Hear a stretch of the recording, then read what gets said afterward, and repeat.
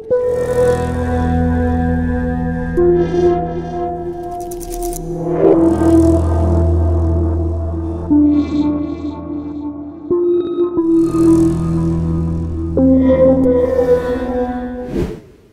prijatelji, konačno je podignuta optužnica protiv Gorana Đonića, monstruma iz aleksinačkog sela Moravac, koji je optužen za likvidaciju porodice Đokić.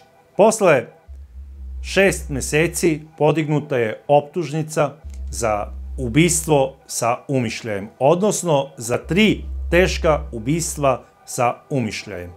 Za ovo delo zaprećena mu je kazna od 10 do 40 godina. Takođe, u medijima se pojavila i informacija da je optužnica podignuta i protiv njegovog sina Stefana Đonića. Ovo ne znam kako da komentarišem. Ovaj dečko generalno nije učestvovao u činu samog ubistva, jer je tog dana bio na dužnosti sa svojim kolegama u kasarni koja je udaljena 150 km od Aleksinca. I on ima alibi da fizički nije mogao biti prisutan. Međutim, pošto je novac pronađen na imanju gde se nalazi njegova kuća, isti je doveden u sumnju da je možda znao da je njegov otac izvršio ovo krivično delo. Ja u to lično ne verujem, jer to što je Stefan u pritvoru, to je zasluga isključivo njegovog oca, koji ga je optužio da je on glavni organizator i da je u stvari izvršilac ovog krivičnog dela. Svi se sećamo Goranovih priča kako je posle ovog zločina išao po komšiluku i pričao je da ne zna šta će raditi sa svojim problematičnim sinom Stefanom. Te navodno da on je izgubio kontrolu u svom ponašanju, kako će izgubiti navodno posao u službi za koju radi, odnosno u Vojsci Srbije, da jednostavno ne zna šta u stvari da radi s njim i kako da mu pomogne, a u stvari šta je on hteo? On je pripremao teren da optuži svog sina za ovaj zločin. Samo da bi spasio sebe. Zar je to otac? Svaki otac štiti svog sina, a ovaj optužuje nevino dete. On nije tog dana zakopao samo novac na imanju svog sina. On je svom sinu tog dana kopao jamu, da ga u istu smesti. On je to planski radio. Pričao je po selu, moj sin je ovakav, moj sin je onakav. Pripremajući teren da bi rekao, eto, pitajte komšije kakav je moj sin, da li je problematičan ili ne. Olajavao je i ogovarao je svog sina izmišljajući razne neistinite priče, nadajući se da će ga iste spasiti krivične odgovornosti za ono što je on uradio, a da će za njegovo nedelo robijati neko drugi, i to ni manje ni više nego njegov rođeni sin. Kakav si ti to otac? Svako ko je bar malo normalan, on štiti svog sina, a ti svog sina guraš u jamu koju si mu iskopao, da bi sakrio svoje zlodelo. Ali ne kaže naš narod za džabe, onaj ko drugome jamu kopa, sam u nju upada.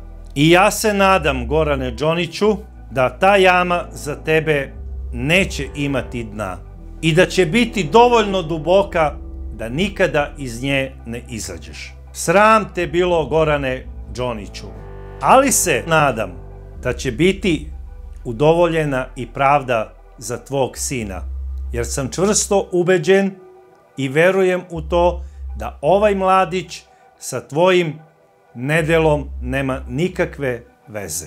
Gorane Đoniću, siguran sam, iz priče znajući tvog sina, Da je to znao tvoj sin, on bi te lično likvidirao. Jer podsjetimo se šta je zapravo Goran Đonić uradio. On je vreću sa novcem koju je našao u gepeku automobila svog pokojnog brata, odneo i zakopao na placu koji se vodi na njegovo ime, a na kome njegov sin ima kuću, i zakopao tu istu vreću u kojoj se nalazilo 43.000 evra i spisak dužnika njegovog brata Gorana, pored same ograde, odnosno međe njegovog placa i komšijskog, u nekom žbunju, da bi to izgledalo kao da je uradio njegov sin.